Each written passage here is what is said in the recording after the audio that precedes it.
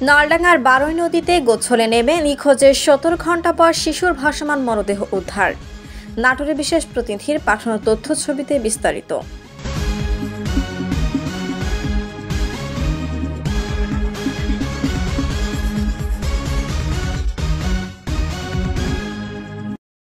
নাটোরের নলডাঙ্গার বারোই নদীতে গোছলে নেমে নিখোঁজের ১৭ ঘণ্টার পর রিমি খাতুন নামের ৮ বছরের এক শিশুর ভাসমান মরদেহ উদ্ধার করেছে রাজশাহী ফায়ার সার্ভিসের ডুবুরি দল।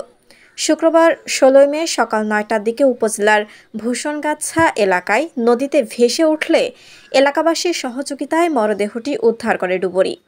এর আগে উপজেলার পিপরু সেন্টার এলাকার নানির বাড়িতে বেড়াতে এসে বৃহস্পতিবার ১৫ মে বিকাল ৩টার দিকে নানির সাথে রিমি খাতুন বারোই নদীতে গোছলে নেমে নিখোঁজ হয়।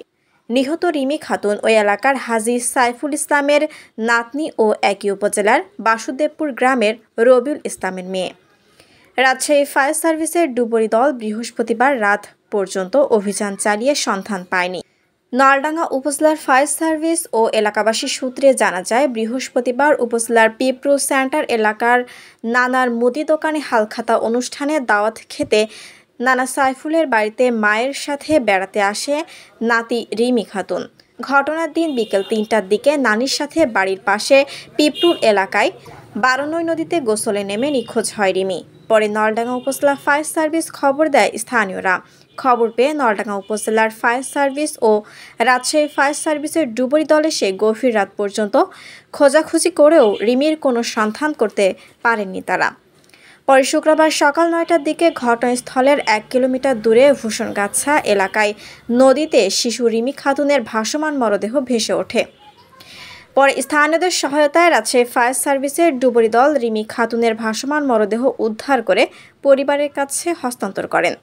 ৮ বছরের শিশু রিমি খাতুনের ভাসমান মরদেহ উদ্ধারের সত্যতা নিশ্চিত করেছেন নলডাঙ্গা উপজেলার ফায়ার সার্ভিসের লিডার হাবিবুর রহমান। শিলা আক্তার, ডেস্ক রিপোর্ট, চ্যানেল এ নিউজ। সাইফুর কাকার নাতনি নানির বাড়িতে বেড়াতে এসে নদীতে গোসল করতে যেয়ে নদীর স্রোতে হারিয়ে গেছে। নদীর ধারে স্যান্ডেল আছে, কিন্তু আর নামিস না, তুই একাকার আসিস না। হ্যাঁ, সেগুলো পরে বলে ওর দাদি বাড়ি চলে গেছে, পরে বলে আবার এসে নামিছে।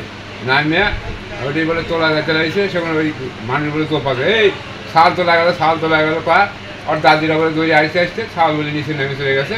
ওই শাল পরে নামে আর পাইনি। বেলা ৩টার দিকে গোসল করতে পানিতে নেমে এখন নতুন পানি আসছে নদীতে, একটু স্রোত, হয়তো অতিরিক্ত স্রোতের কারণে বাচ্চা মেয়ে